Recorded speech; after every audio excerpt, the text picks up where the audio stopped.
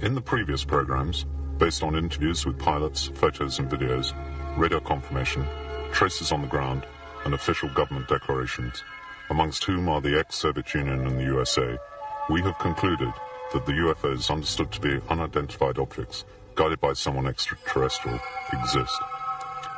But who are those pilots? There isn't an official reply.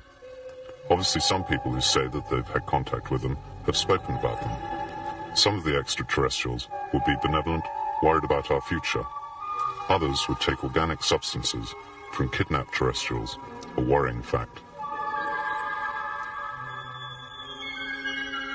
But is the UFO phenomenon new? Not according to numerous experts.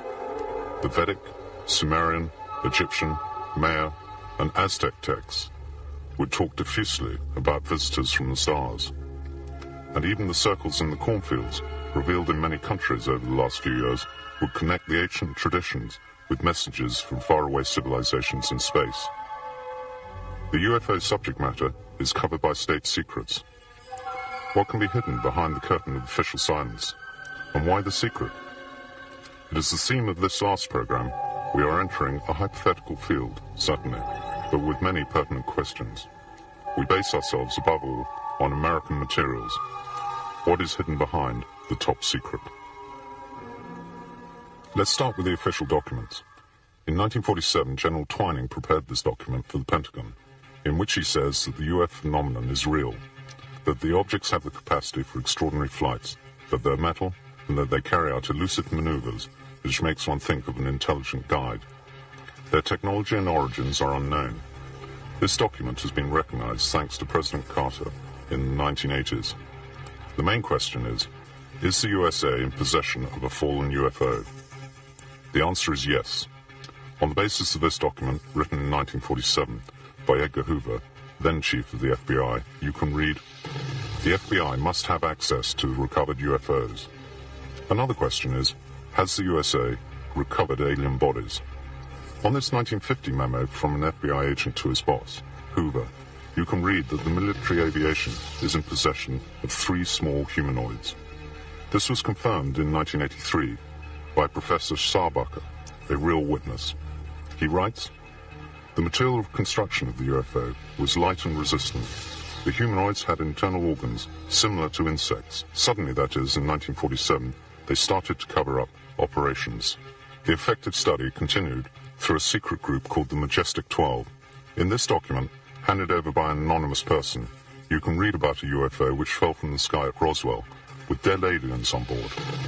But everything has always been officially denied. However, in this 1950 document, the Canadian engineer Smith tells his government that in the USA a secret group led by a Professor Bush has been assigned to study UFOs. That is Majestic 12. We are traveling in the direction of Roswell, New Mexico, where in the distant past of 1947, flying saucers would have fallen and alien bodies recovered. It seems like a science fiction film. Here something unique would have happened. Something absolutely extraordinary. We have tried to reconstruct the facts.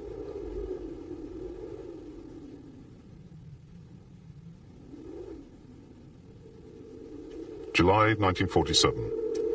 The Roswell Daily Record prints the official news that the military aviation personnel have found the remains of a flying saucer. The scoop went all the way around the world. A UFO has fallen from the sky, not far from the Roswell military base. The remains of the UFO, found by the farmer Brazel, have been handed over to the military base. But the next day, General Ramey, in a press conference, declared that those remains were simply those of a sounding balloon. The press published the official denial.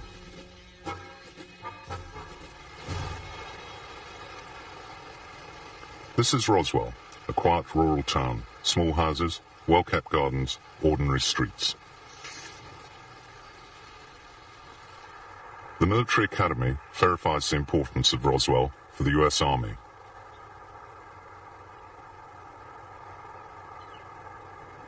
In the 1940s and 50s, Roswell was the base for the atomic bombers who dropped the bombs on Nagasaki and Hiroshima in Japan. What happened near Roswell? Was it a sounding balloon or a UFO?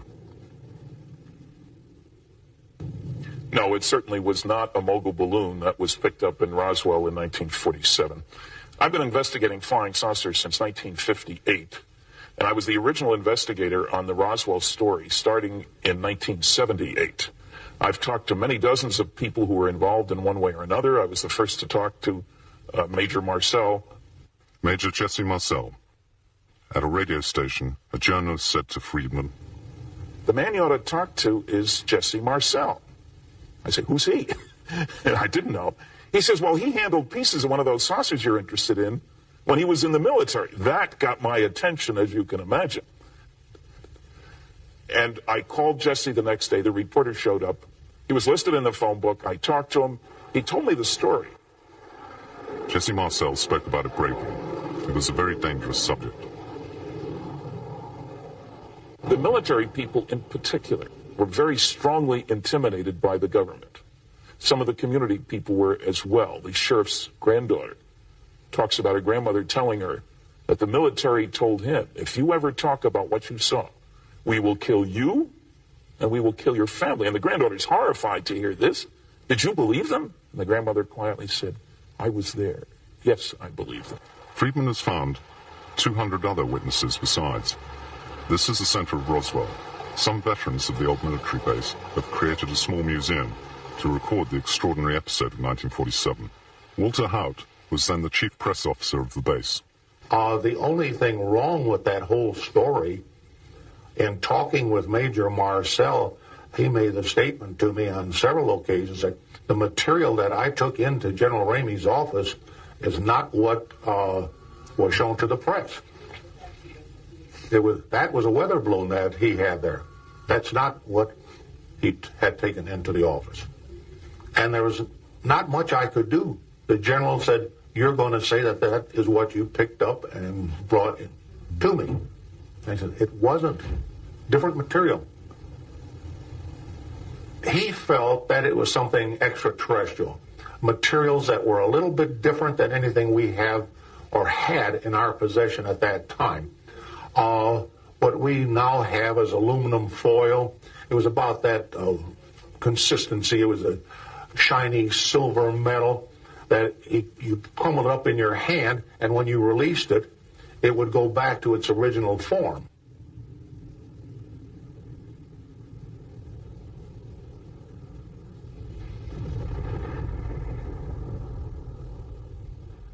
After the farmer, Mark Bazell, gave the UFO remains to the base, Major Jesse Marcel inspected the places. He gathered himself pieces of strange material, went home and showed them to his wife and son, who were then 12, and he remembers.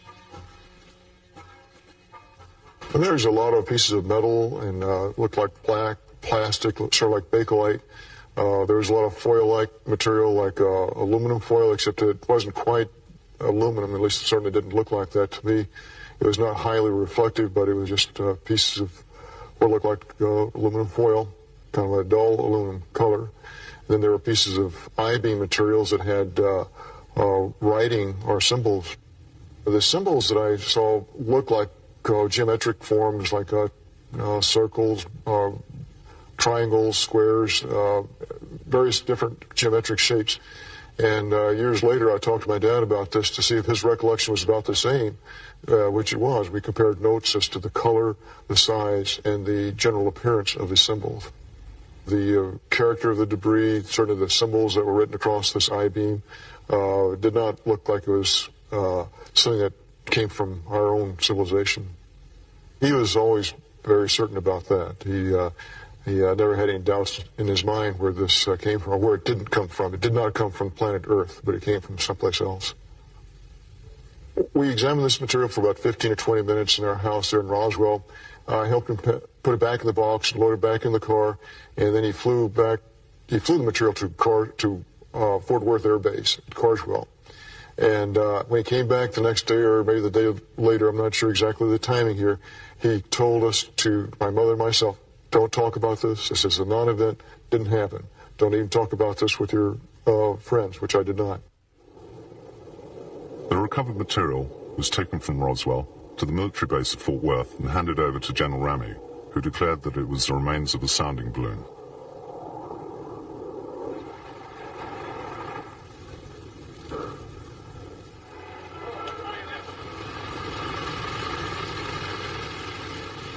Em and Shirky helped transport it. I saw Major Marcel go by, and 4 or 5 of the fellows were carrying open boxes, cardboard boxes, with scraps of metal stacked up in it. Major Marcel had carrying a box that had the I-beam sticking up in one corner. So I just saw the material. And I knew we sent that aircraft off to Fort Worth. But were extraterrestrial bodies the pilots recovered? Frank Kaufman of Swiss origin was then in the Secret Service and stationed at Roswell. He is the only living witness to declare not only to have cleared the area of UFO remains, but also to have recovered 3 of the 5 alien bodies who died in the crash. He won't appear on TV, but he allows us to tell his story. The extraterrestrials are about 1 meter 40 tall. They had big eyes, a small nose, and their skin was reddy brown. They seem very human-like. He tells that one of them had eyes looking up to the sky, with a sweet and intelligent expression.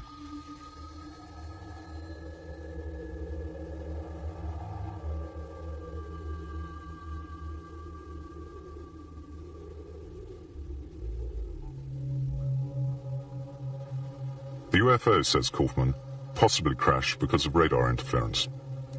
Every trace of the incident has been wiped out when, between 1947 and 48, the military aviation was disassociated from the army. Everything is secret. But now that so much time has passed, he feels the need to talk about it. The extraterrestrials had come down, Kaufman tells us, to see what humankind was doing with the atomic bomb. He says that the Earth is still in danger of nuclear collapse. At that time, Glenn Dennis, who was employed as an undertaker, was asked by the base to provide coffins and ice for children. At the base, Dennis saw the remains of the UFO and met a nurse, an acquaintance of his, at the door of the local doctor's surgery.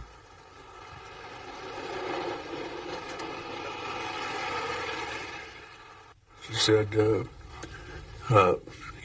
get out of here as fast as you can because you're in a lot of trouble. You will be in a lot of trouble. But then she went on across, and in the meantime, she was having difficult breathing. Next morning, about 11 o'clock, she calls me and said she had to talk to me. She said, we have to get together.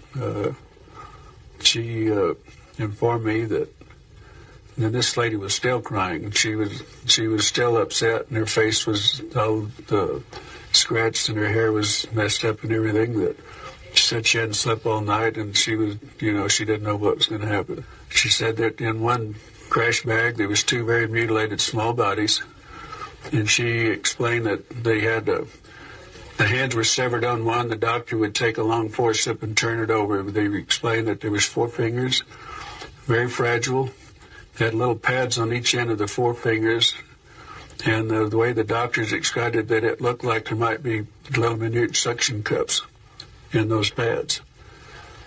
Then she explained to me that they had a very large head that were flexible like a newborn child. The eyes were very large. They did not have a bridge. The nose, the face was concave. They had 2 orifices. The mouth was only 1 inch. There was no teeth or tongue. They did not have the ears, as we know. They had 2 ear canals, a double ear canal, not just 1 ear canal. So what she did, the night before, she drew me a small diagram on the back of a prescription pad that she always kept in her uniform there. And she did the best she could on the drawing of the head and the little arms and explaining to me what it was. She gave it to me and told me that she wanted me to have it, but that I would never reveal where I got it. I mean, that her name. She did not want to be involved anymore in this and all. And I gave her a sacred oath that I would not reveal her name. And that was the last time I saw her. I called out the next day, and they said that she was transferred out that afternoon. They don't know where. About 6 weeks later, I get a letter from England. About 6 weeks later, my letter came back, and down on the corner it said return to center. Then it had in the red letters deceased, and it was sent back to me. Following the Roswell controversy at the beginning of 1994, the Republican representative of New Mexico officially asked for explanations from Washington.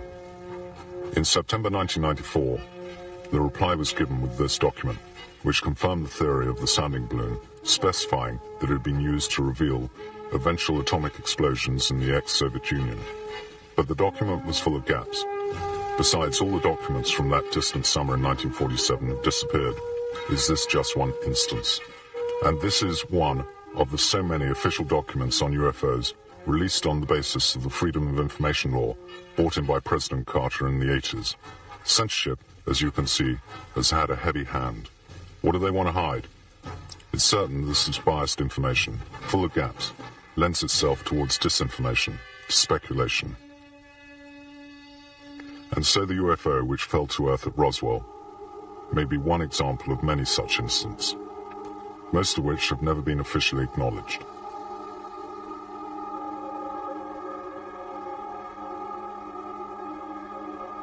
And this photo of an alien taken in Hong Kong and circulated as true is that of a dummy that even we filmed at the Roswell Museum.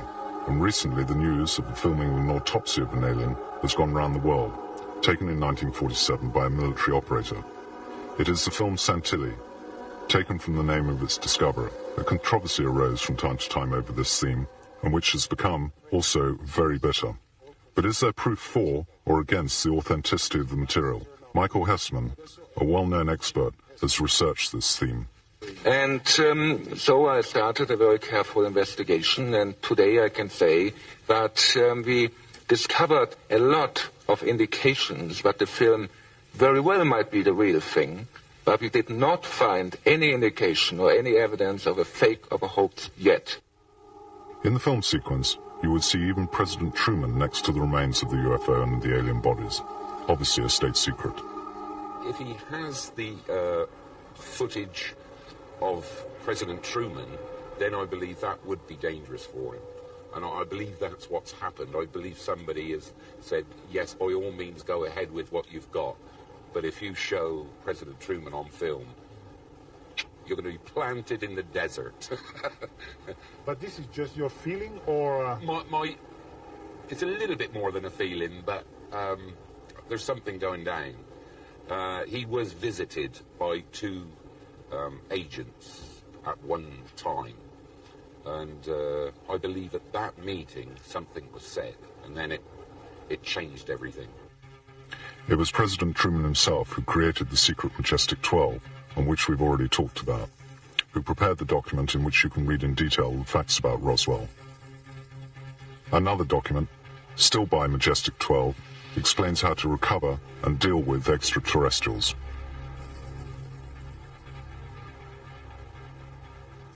The title is Extraterrestrial Entities and Technology Recovery and Disposal.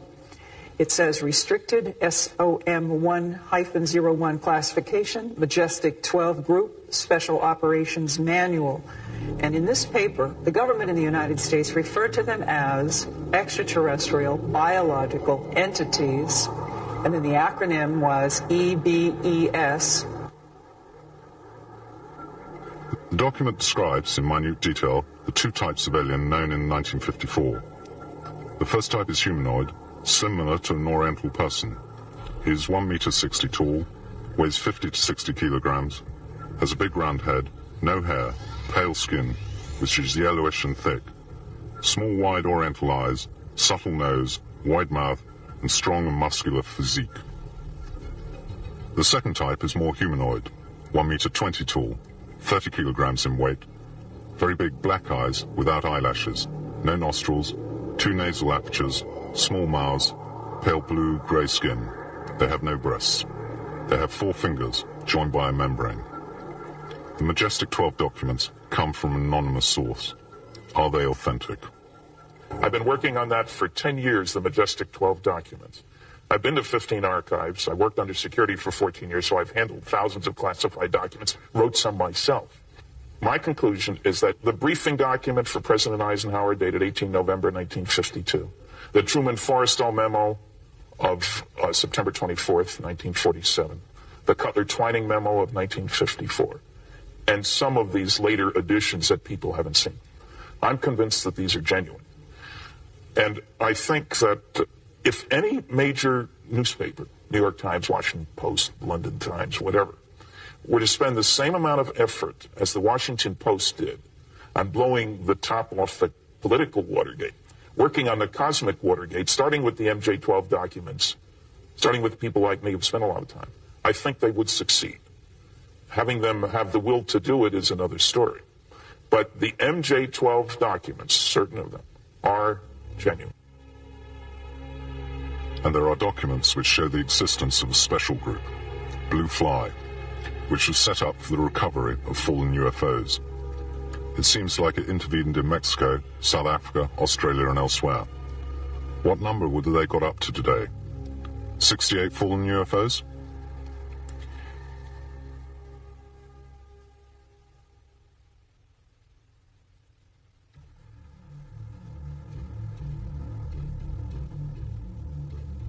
In the 1960s, Sergeant Major Robert Dean was part of the General Staff of NATO. Under the command of General Lemnitzer, shown here in a photo dedicated to Dean.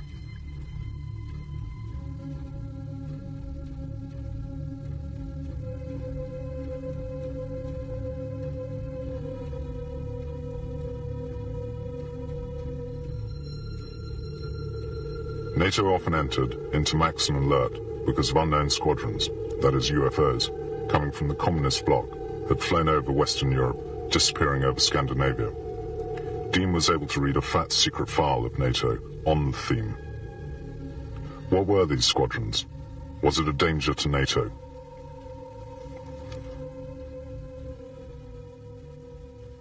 They also determined, and this was the primary reason for the study, they determined that there was no military threat involved because the completely, repeatedly demonstrated level of technology that they had was so far beyond anything we had that if they were malevolent or hostile, it would have been over a long time ago. We and the Soviets, both of us knew that the UFOs were real. And both sides thought that if we could ever get a handle, get a hold of the propulsion system, the visitors were using extremely sophisticated anti-gravity electromagnetic propulsion. When I left the military, we knew of 4 different groups, and out of those 4, one group looked exactly like we do. I mean exactly. So much so that they could sit next to you in an airplane or a restaurant or in a theater, and you would never know. I do believe that at least some of the groups, I have to bear in mind there are different groups with different agendas, but some of them apparently do very deeply care that the human species survives, and that they have been trying to assist, they've been trying to help us, they have recognized that we have reached this incredibly delicate level of high technology. And I believe that our visitors, our family, are trying to assist us as you would a younger brother or a son to make that transition, to grow up and mature. Some level in my government, someone wants me to continue to do what I'm doing because I continually share what I know with people in a non-frightening in a non-threatening way. And I do it leaving them with a sense of hope. And I think that my government probably wants me to continue to do that because I'm a realist. I'm an old retired soldier. And that if my government wanted to close me down or shut me up, they could have done it so easily over the years. But have you met any visitors? I will not amuse myself with you. I must tell you in all honesty, the answer to your question is yes. But I am not at this moment prepared to go into great detail. But yes, for some time. And I consider them my friends. Do you think that the U.S. government has had contact with the visitors? I have a lot of good friends who are in sensitive positions in government. Many of them my age who are still with government. Most of my old friends have retired now. But some still work at Langley, at Fort Meade, in different parts of the government, and they say that the evidence is pretty clear that we do have, and we have had for some years, some kind of close interrelationship with at least one, and possibly two, different groups from out there.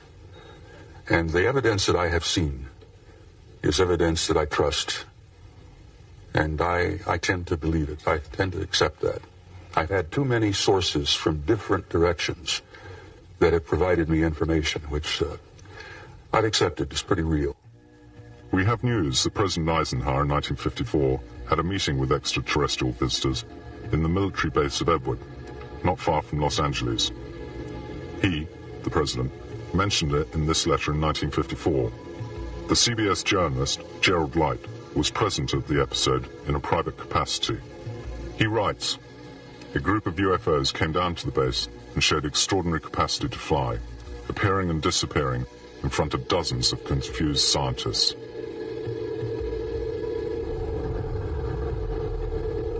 The fact was confirmed in 1982 by an experimental pilot who accompanied Eisenhower on that extraordinary occasion. The extraterrestrials were speaking English and suggested the president publicize their presence through an information program. Eisenhower said he wasn't ready.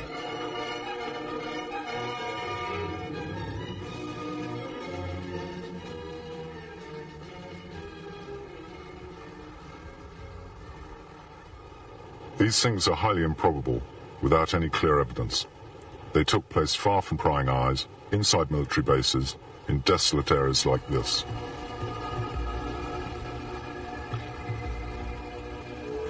In the 1980s, the American UFO expert William Moore came into contact with a secret agent, Falcon, a pseudonym, who allowed him to photograph documents from the Aquarius project prepared in 1977 to brief the newly elected President Carter.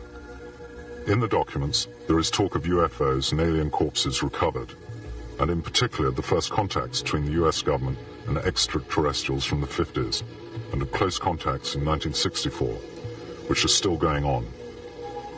It also talks of attempts at flying UFOs that have been recovered. In 1988, Falcon, along with another secret agent, Condor, appeared incognito on television and confirmed the facts. Moore was able to vouch for the credentials of the two agents and was able to vouch for everything that had been said by the other 9 secret agents. Therefore, according to these sources in particular, official contact with the extraterrestrials exists. We are now showing an interview with an aeronautical engineer who says that he's worked for years at a secret base on UFO flight simulators in contact with aliens. What did you see on the base? Saw aliens, yes. Dead or alive? Alive. What were they doing? What did they want from us? The aliens are there. It's a transfer of technology, basically. There's a trade of information and a trade of material things. I'll just give you one element that we give them. We give them boron. We give them boron. Mine process boron. And there's other things that they also trade. In addition to understanding the humans more, that there is some trade on the human part of it, but I don't know what that is. I was not involved. So is there a relationship between the U.S. government and aliens? There is a relation to, you call it the U.S., and you have to understand and maybe, I don't know if I've explained it before, but I think I have. You have the U.S. government. The U.S. government is only an interface. They really don't know what's going on totally. As far as I understand it, there's only an interface with the CIA, but I call it a satellite government. Are the aliens prisoners? The aliens were not ever held as a prisoner. They could have left any time. What originally happened was they had 4 that was apparently accepted the fact that, we're here, we're going to do something with, the humans. And they were taken to New Mexico, to a facility in New Mexico, where they spent 9 months. This is from a saucer landing, or you could call it a saucer crash, that happened in outside of Kingman, Arizona. That was in about May of 1953. They're in several different places in the States and elsewhere. No, I just don't. I understand there's a place in Australia where they have a certain number of them. But, how many, for example, England and so forth and so on, Puerto Rico, I just wouldn't know.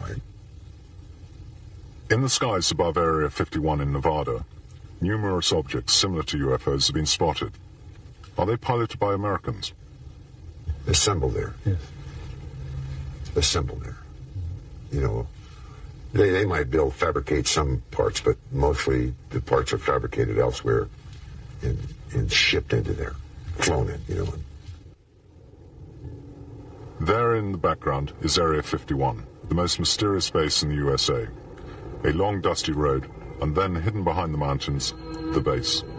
According to engineer Hugh House, there is close collaboration with extraterrestrials, described by him as humanoids of Oriental type with dark skins. And some UFOs are piloted by Americans. Talk about science fiction. But Hugh House is not the only person to believe all this. John Lear, a famous American test pilot, active in CIA operations, holds similar ideas. As do others, like Virgil Armstrong, ex-CIA agent. As like engineer Benovitz, who maintains that an extraterrestrial base exists at Puche, New Mexico.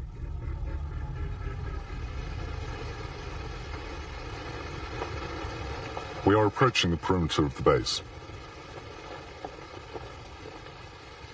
Look at the notices. To go beyond them signifies danger. A van is watching us. Sensors everywhere, surveillance cameras and microphones. On the hill, an observation tower. This is the secret base, seen from a Soviet satellite. A very long runway crosses a salt lake, which hides enormous underground construction, invisible even to satellites. And these are the photos taken of that base from the neighboring mountains some years ago. Today it'd be impossible to do it.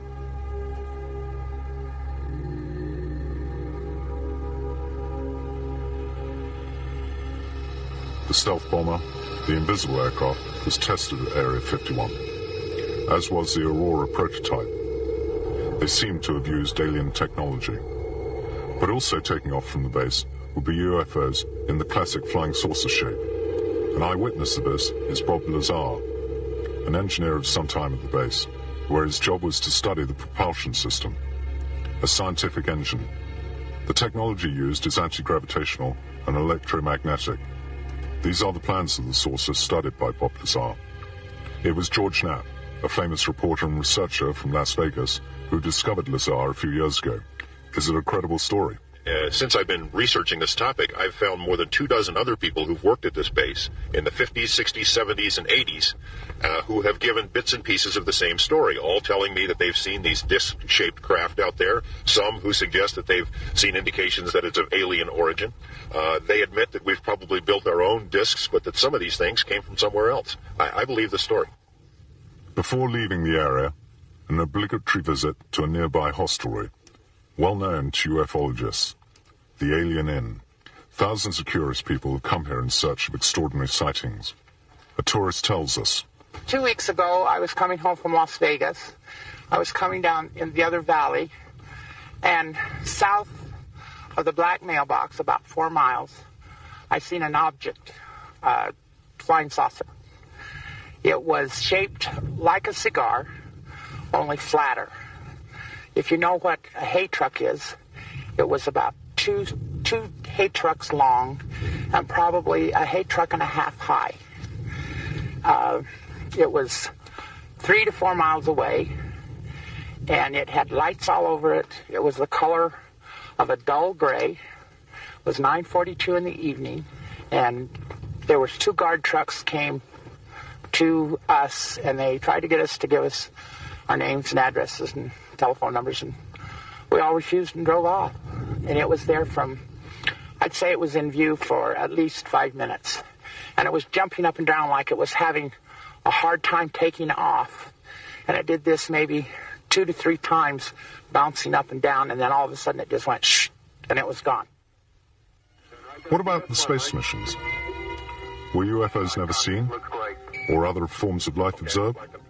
We show you other documents, which are surprising to say the least. In 1969, Apollo 11 made the first landing on the moon. Let's listen. What is it? We have some explanation for that. We have none. Don't worry. Continue your program. Oh boy, it's really something that was fantastic here. You couldn't ever imagine this. Roger, we know about that. Could you go the other way? Go back the other way. Well, that's kind of rich. Pretty spectacular. God, what is that there? That's Apollo. What the hell is that? Go Tango. Tango. It's kind of light there now. Roger, we got it. We marked it. Lose communication. Bravo Tango. Bravo Tango. Select Jezebel. Jezebel. Yeah. But this is unbelievable. We're going off Bravo Tango. Bravo Tango. And these are extraordinary photos of UFOs taken by US missions on the moon.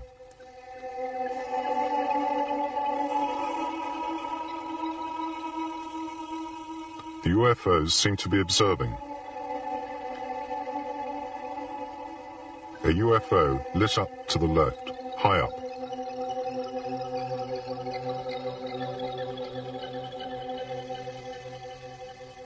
A UFO in the foreground, like those photographed on the ground at Gulf Breeze in the USA. And strange artificial traces on the moon. So there is life. This is a radio recording of the shuttle, decoded and transmitted in clear by mistake. At the Goddard Space Flight Center in Greenbelt, Maryland. We are retransmitting the Space Shuttle Air-to-Ground Communications to Mission 20. This is WA3 NAN.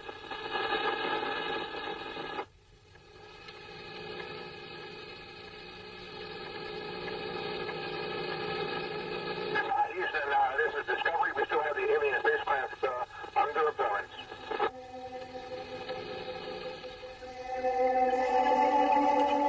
Behind the shuttle, a strange light. A mysterious object flashes by and leaves the Earth's atmosphere at extraordinary speed. A UFO or secret weapon from Star Wars?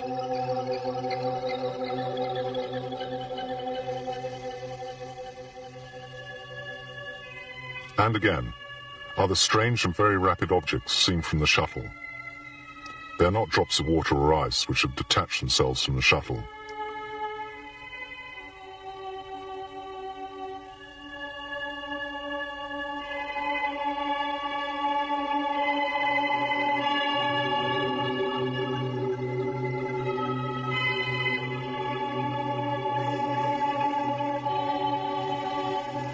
And these strange objects, which seem like microorganisms, are in fact enormous.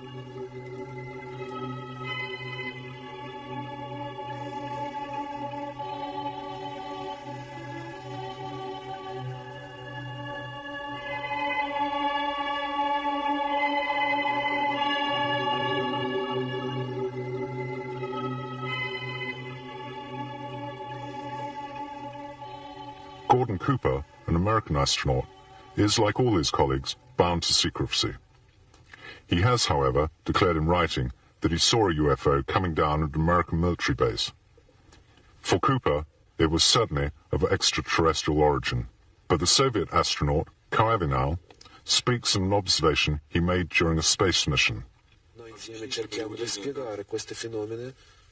It's an object, perhaps, of organic matter.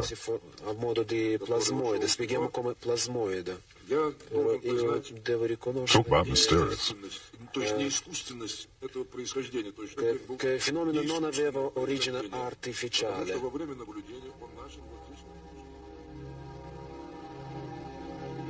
But there's more. Numerous US and Soviet expeditions have explored the red planet, Mars.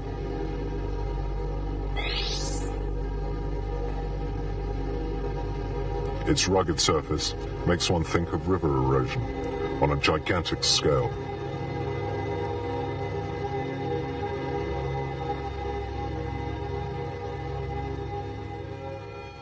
According to the US expert Richard Hoagland, NASA has taken numerous extraordinary photos but has never published them.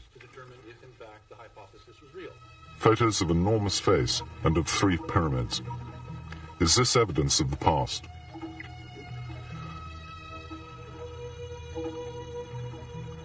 Drawing a line between them, according to Hoagland, a triangle identical to the one in Egypt, which links the Sphinx and the neighboring pyramids. Were they therefore built by the same hand?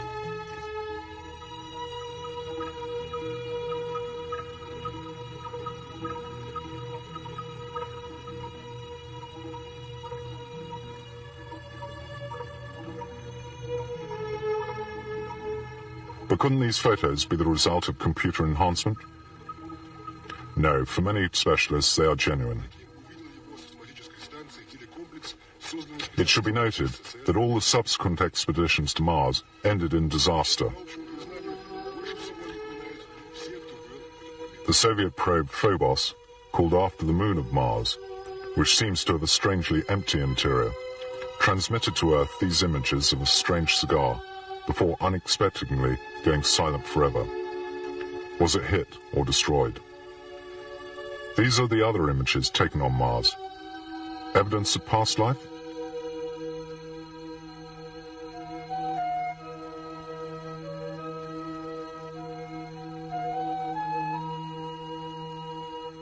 And these lines are so precise.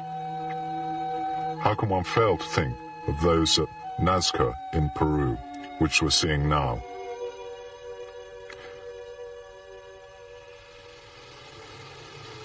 But why the secrecy up until now?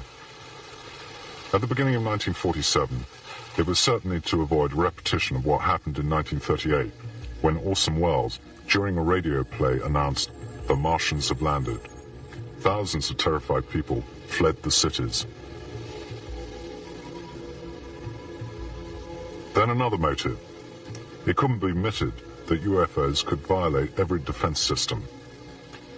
In addition, there was a very strong military interest in extracting from this a technical advantage, whether for the US and our allies or for the Soviet Union. But there was recognition of the problem.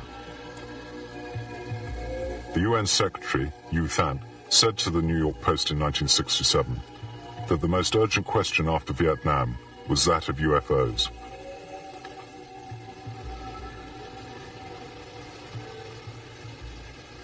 There were UN initiatives. A commission specifically on the UFO question was blocked by the US in 1978. Also, an important initiative to send signals into space and to capture any incoming signals, the SETI project, had a very brief life because of the withdrawal of public funds. The project continued on a private basis, and it seems that something is coming out of it, the Phoenix Project. SETI has also published very important studies on the effect of an encounter with other civilizations. They want to avoid a repetition of what happened to the peoples of South America at the time of the Spanish conquest. Plans of action have already been studied in detail to proceed in a rational manner and to prevent dangerous political, social, cultural, and religious backlashes.